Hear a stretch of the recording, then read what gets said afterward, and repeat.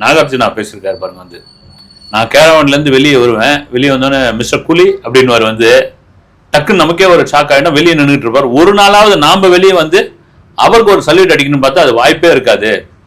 சொல்லுவாங்க சிவாஜி கணேசனுக்கு அவர்கள் நடிகர் திலகத்துக்கு முன்னாடி ஒரு 1/4 மணி நேரம் முன்னாடி நம்ம போய் ஸ்பாட்டுக்கு போகலான்னு பார்த்தா அவருக்கு யார் தான் சொல்லுவாங்க எங்க தான் காதல விழுன்னு தெரியாது. அவர் அதே மாதிரி வந்து வழக்கமா வரத்தோட இன்னும் முன்னாடி வந்து உட்காந்துட்டு இருப்பாரு வித் மேக்கப்போட அப்படின்னு. இது காரணம் என்னன்னா, ரஜினிகாந்த் பெரும்பாலும் தன்னுடைய நேரங்களை ஷூட்டிங் இல்லாத, இந்த ஷார்ட் இல்லாத நேரத்தில் கேரவனில் செலவழிப்பதில்லை. வெளியில ஒரு சேர் போடுறதோ உட்காருறது பேசுறது அடுத்தவங்க கிட்ட. தான் வந்து நடிச்சப்போ வந்து சீனியரா இருந்த லைட்மேனு, அப்போ இருந்த ஆர்டிஸ்ட் ஜூனியர் ஆர்டிஸ்ட் அவங்களை கூப்பிட்டு கேட்கறது என்ன பண்ணிக்கிட்டு இருக்கீங்க, ஏது என்ன படிக்கிறாங்க பசங்க, என்ன இது பண்றீங்க.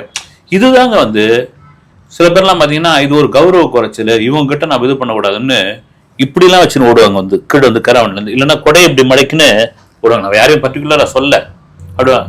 இயல்பா இருக்கிறது தான் வந்து மக்களோட மக்களா இரு. நடிகனோட நாம என்ன பெரிய இதுவான்னா அதை தான் நிறைய பேர் பாராட்டுறாங்க. உபேந்திரா சொல்றாரு ஏதோ ஃபர்ஸ்ட் பட ஹீரோ மாதிரி வந்து உட்காந்துட்டு இருக்காருங்க. அவர் பாட்டு வந்து ஒரு முதல் படம் நடிகர் மாதிரி இருக்காரு. எனக்கு பெரிய ஆச்சரியமா இருக்குது, இண்டஸ்ட்ரியில இப்படியாப்பட்ட ஒரு மனுஷன் நான். அந்த அன்பிற்காகத்தான் அமீர் கான் ஆகட்டும், உபேந்திரா ஆகட்டும், சௌபின் ஆகட்டும், நாகார்ஜுனா ஆகட்டும், அவர்களெல்லாம் இந்த நடிக்க வந்து அந்த அன்பிற்காக தான் வந்து